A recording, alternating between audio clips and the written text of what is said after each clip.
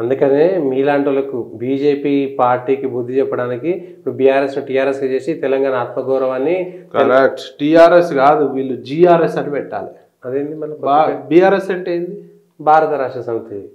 TRS అంటే తెలంగాణ రాష్ట్ర సమితి. జీఆర్ఎస్ అంటే గల్లీ రాష్ట్ర సమితి. అలా బతుకు గల్లీ కంటే అధ్వానం అయిపోయింది. ఓకే, ఇప్పుడు అయిపోయింది, అలా పని అయిపోయింది. రేపు 10, 12 గెలిచి 17 గెలుస్తారు. 17 17 బీఆర్ఎస్ గెలుస్తారు తెలంగాణలో. The best joke of the decade అవుతుంది. జిఆర్ఎస్ అని పెట్టుకోమనండి, గల్లీ రాష్ట్ర సమితి.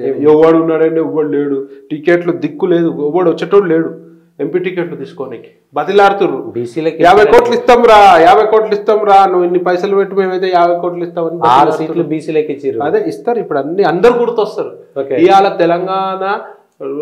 తెలంగాణ నిదానంతో ఒక ఉద్యమ పార్టీగా ఆవిర్భవించిన ఒక టీఆర్ఎస్ పార్టీ ఒక అద్భుతమైన పార్టీ ఉండే. అసలు ఉద్యమకారులు ఏరి వాళ్ళందరిని ఎక్కడ పెట్టిర్రు? ఏడికి తీసుకపోయారు? ఉద్యమ ద్రోహులని మంత్రులను చేసిర్రు. ఇలా ఉద్యమ ద్రోహులకి ఎమ్మెల్యే టికెట్లు ఇచ్చారు. ఉద్యమకారులని ఎట్లా అంటే అత్యాయత్నం చేయండి. స్వామిగౌడ్ ఉండే కదా మండలి చైర్మన్, స్వామన్న మీద ఘోరంగా అటాక్ జరిగింది యూనివర్సిటీలో. రాని చోట్ల తన్ని చంపేస్తుండే. అదృష్టంగా బతికి బయటపడ్డాడని. ఎవరైతే తన్నుపిచ్చిర్రో అప్పుడు వేరే పార్టీలో ఉన్న ఎమ్మెల్యే వాళ్ళకి తీసుకొచ్చి మంత్రి పదవి ఇచ్చిండు. మరి తెలంగాణ ద్రోహులకు మంత్రి పదవి ఇచ్చిండు. అసలు తెలంగాణ గురించి ప్రాణాలు అర్పించిన వాళ్ళు, ప్రాణాలు తెగించిన వాళ్ళని ఏడికి తీసుకుపోయాడు? మైమర్చి దూరం నెక్కి. ఇవాళ ఏం బతికేంది వాళ్ళు చెప్పండి?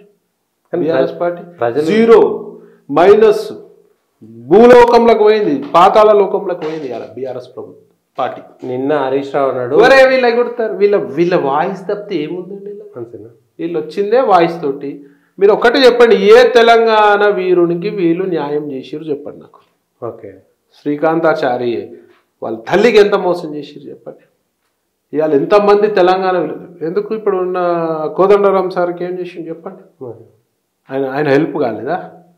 పాపం ఆయన జయశంకర్ సార్ లేడు కాబట్టి బతికి పెళ్ళైతే ఆయన కూడా వెన్నుపోటు వేరుస్తాడు.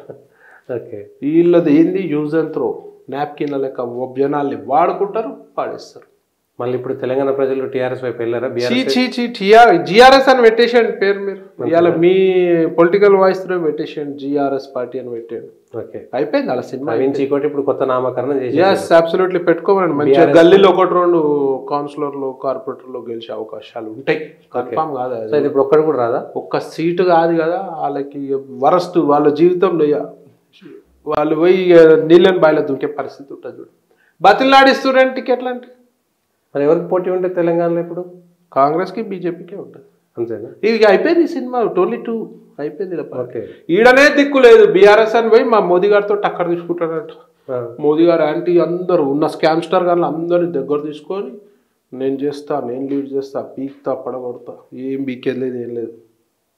రాదు పక్క 100%. టీఆర్ఎస్ అనేది టీ కప్లో తుఫాన్ లెక్క. ఓకే, అంతే. చూసుకొని వీళ్ళు ముడిచిపోయారు.